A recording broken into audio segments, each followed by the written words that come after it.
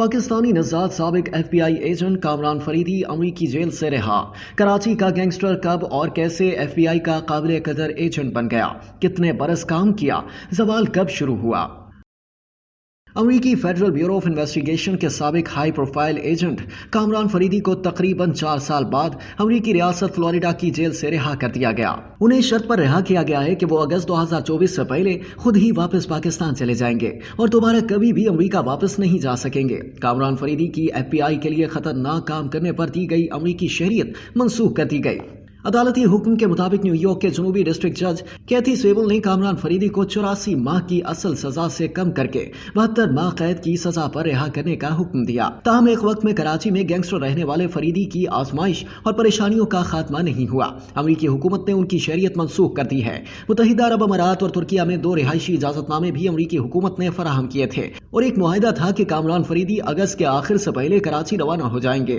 وہ اس وقت جیل سے باہر فلوریڈا میں اپنی اہلیہ کیلی کے ساتھ رہ رہے ہیں۔ کامران فریدی نے جیو اور دی نیوز کو بتایا کہ انہیں کئی شرائط پر رہا کیا گیا ہے، جس میں امریکی شہریت ترک کرنے کا معاہدہ بھی شامل ہے، جو کہ انہیں 1990 کی دہائی کے اوائل میں FBI کے لیے انتہائی خطرناک آپریشنز میں کام کرنے پر رضامندی کے بعد ملی تھی۔ کامران فریدی نے وعدہ کیا ہے کہ وہ امریکہ سے پاکستان روانہ ہو جائیں گے اور کبھی بھی امریکہ واپس نہیں آئیں گے۔ کامران فریدی کو 9 دسمبر 2022 کو FBI کے 3 سابق ساتھیوں کو دھمکیاں دینے کے الزام میں جیل بھیج دیا گیا تھا۔ انہیں نیو یارک کی ویسٹ چیسٹر کاؤنٹی میں رکھا گیا تھا۔ کامران فریدی پر FBI supervisor, FBI joint terrorism task force یعنی JTTF کے افسر اور حال ہی میں ریٹائر ہونے والے ان کے سابق FBI ہینڈلر کو دھمکیاں دینے کا الزام تھا۔ 16 اگست 2018 کو لندن میں کراچی کے تاجر جابر موتی والا کی گرفتاری میں کامران فریدی کی پروفائل اور ان کے کردار کے بارے میں پہلی بار یہ بات سامنے آئی تھی کہ کس طرح کراچی کا ایک اسٹریٹ کرمنل FBI کا ایک قابل قدر ایجنٹ بن گیا۔ اسے پاکستان سمیت کئی مسلم ممالک میں استعداد دہشت گردی کے خلاف حساس کارروائیاں کرنے کا کام سونپا گیا تھا۔ یہ کامران فریدی ہی تھے جنہوں نے 2009 سے 2013 کے درمیان جابر موتی والا کو پھنسانے کے لیے کراچی اور نیو یارک میں امریکی قانون نافذ کرنے والے اداروں کی سازش کی قیادت کی تھی۔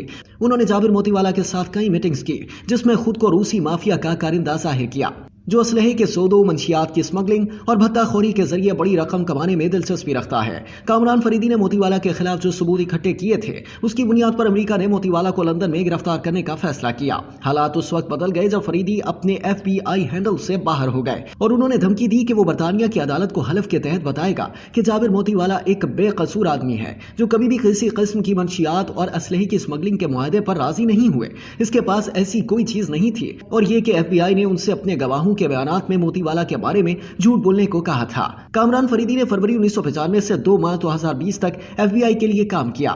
ان کا زوال 2 مارچ 2020 کو اس وقت شروع ہوا جب انہیں اپنی اہلیہ کیلی کے ساتھ میامی سے برطانیہ میں داخل ہونے کی کوشش کے دوران لندن کے ہیتھرو ایئرپورٹ پر گرفتار کر لیا گیا۔ انہوں نے لندن روانگی سے قبل لندن میں موتی والا کے وکلاء سے بات کی تھی جو اس وقت بلمارش جیل میں تھے اور انہیں امریکہ کے حوالے کیا جانا تھا۔ وہ لندن روانگی سے قبل برطانیہ کی ہائی کورٹ کے سامنے گواہ کا بیان ریکارڈ کرانے کا ارادہ رکھتے تھے تاکہ وہ یہ گواہی دے سکیں کہ FBI نے انہیں جابر موتی والا کے خلاف منشیات کی درآمد، بھتہ خوری، منی لانڈرنگ اور ڈی کمپنی سے رابطوں میں مبینہ طور پر ملوث ہونے کے بارے میں جھوٹا بیان دینے کی ہدایت کی تھی۔